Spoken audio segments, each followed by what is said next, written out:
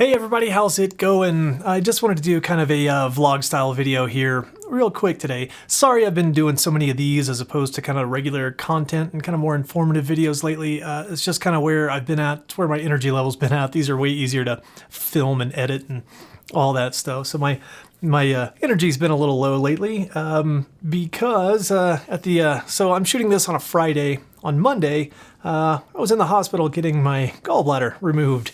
Apparently my gallbladder for months had been silently planning a sneak attack to try to take me out.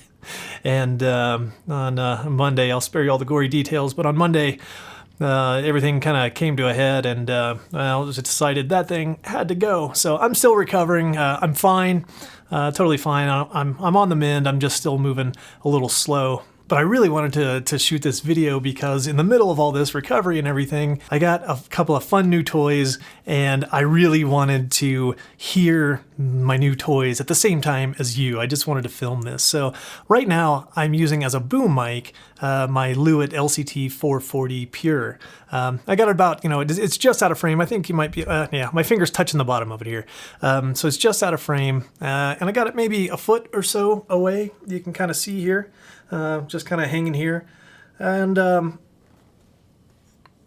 I just wanted to use that as kind of a control, since this has been my main vocal mic for quite a while, and I don't really use it as a boom mic very often because it has that kind of vocal mic kind of presence peak to it that you can kind of hear. It's in that kind of 4 to 5 to maybe 6 kilohertz or so. Just a little lift right there to help vocals stand out and help acoustic instruments stand out in a mix. And that's very common for vocal mics. Well, as I was kind of Christmas shopping for myself this Christmas season, I found a pretty stellar deal on what's inside this case here. Ooh, a briefcase with the AKG logo on it. I'm very excited about this, and this won't be, really much of an unboxing or much of a tech demo, so that's why I'm just kind of labeling this as a vlog. Because I did actually kind of unbox it a little bit and just make sure everything's okay. So what these are, and let me open the suitcase here. So the inside the suitcase here, let's open them up. Oh, of course, all the documentation wanted to fall out. But what this is a matched stereo pair of AKG C414 XLS. So I already took this one out of its plastic wrap just to kind of, just to see it and touch it and hold it. But the stereo match pair comes with, both the two microphones, comes with a couple of shock mounts, comes with a couple of hard mounts, a stereo bar, and then a couple of foam windscreens and everything. So I want to hear what these things sound like, and I just kind of wanted to share that with you all here, see if it makes anything interesting to watch. These are hands down the nicest microphones I've ever owned, so that's why I'm so excited about this. The C414 has been in constant production for a number of years, many years, decades even. And they've been through a lot of revisions over the years, so it's kind of confusing to really understand the differences between them. So the ones that I opted for, and this is like current production model, is the C414 XLS. And the XLS, its brother in current production is the XL2. The difference is that the XLS is supposedly more of a linear kind of frequency response, as opposed to the XL2 that has that frequency, that presence boost for the kind of flatter vocals, kind of like what you're hearing now off the Lewitt. So I figured what I would do is, so I have a stereo bar you probably saw. I'm just going to hang this one right next to the Lewitt, and it's not going to be apples to apples because, vocal-oriented mic versus, not so much a vocal-oriented mic, but they're both 1-inch large diaphragm condensers. And so I figured I will fire this up, put on my headphones, and kind of listen to the two of them and see what I think. Okay, so I got that second fella hung up there. So there's the AKG, and there's the Lewitt. The AKG, just due to the slightly different kind of size and shape of the shock mount, it is just a little bit closer to my face, but not more than a 1/2 inch or 3/4 of an inch or so. So I'm just running these straight into the preamps of my KA6, which is what I've been kind of doing all my audio for this channel on with lately. I've got the gains adjusted, and looks like the AKG to get a pretty similar level. Looks like it's just a little, like the Lewitt's a little bit hotter, it looks like. So I've switched over in post, so I don't have any compression in between. I'll probably add some in post just so I can bring this volume up a little bit so you can hear it a little bit better over YouTube.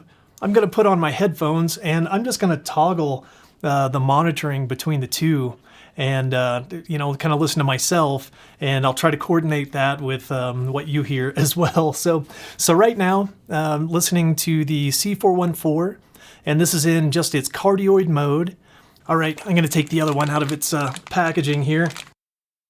And so I'm not exactly sure how I can get a good focus on this, but you can see on the front face, maybe, we have just kind of a big button here.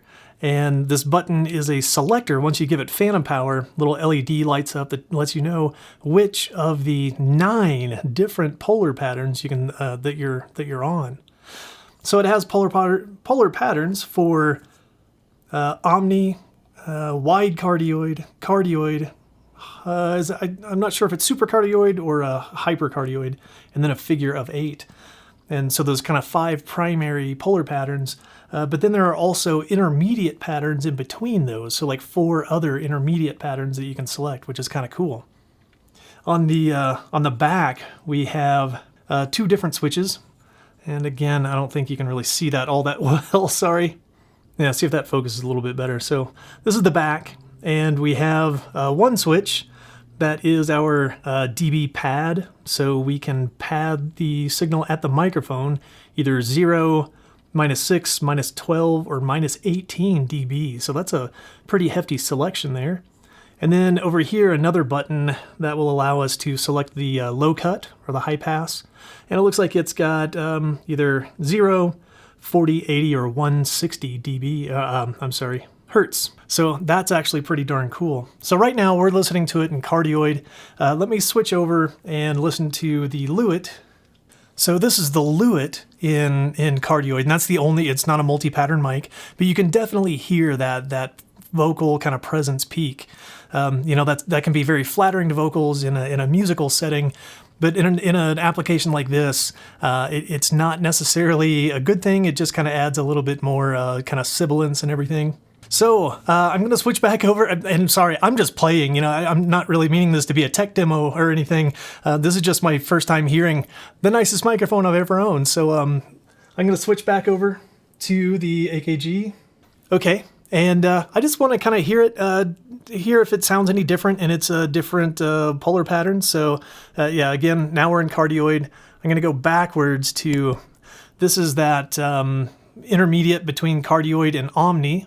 As far as I can tell, I'm going to turn up my headphone volume a little bit more. As far as I can tell, that sounds pretty darn similar.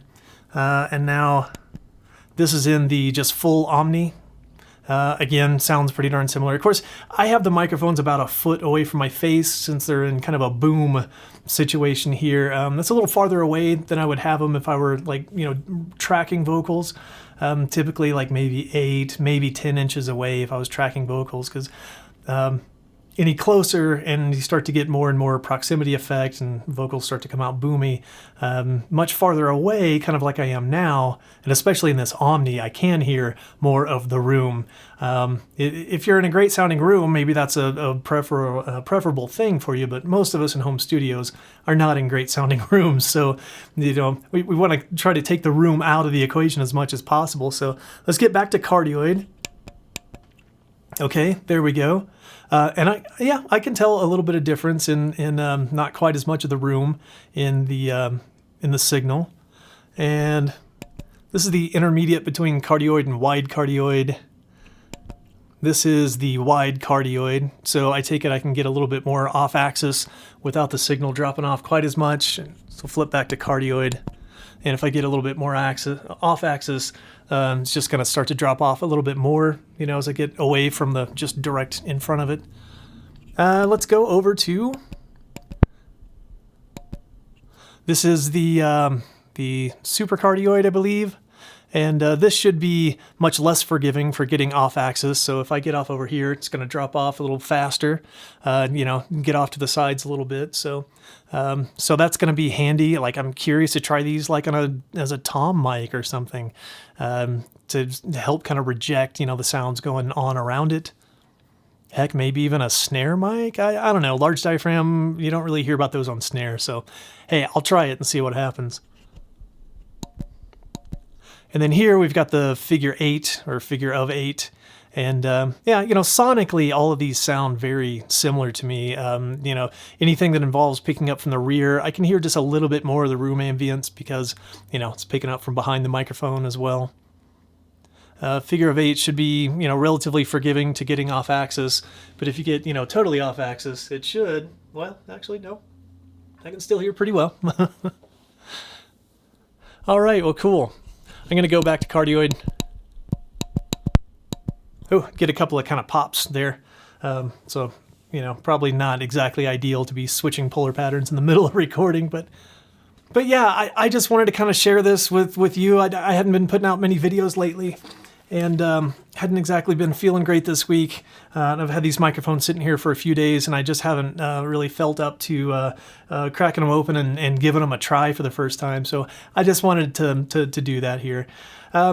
I will be back in the near future with some more, you know, kind of, you know, more content and learning and illustration and demonstration type videos. I've got a few compressors set up over here, entry-level hardware compressors that I've been trying to do a shootout of. I shot that video.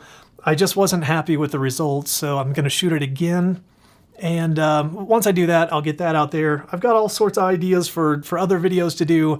Hopefully now that my health is kind of in check here, and as I you know, kind of heal up over the coming days and weeks, I'll have a little bit more energy, and I have some time off work as well, so I'll be able to get some more videos out there for you guys. So thanks for hanging with me through, you know, a lot of these just kind of vlog style videos, you know, in the last several months. I'll get back to some more kind of, you know, real content here before too long. All right. Well, I think that's going to do it for me this time, and I will see you guys again next time.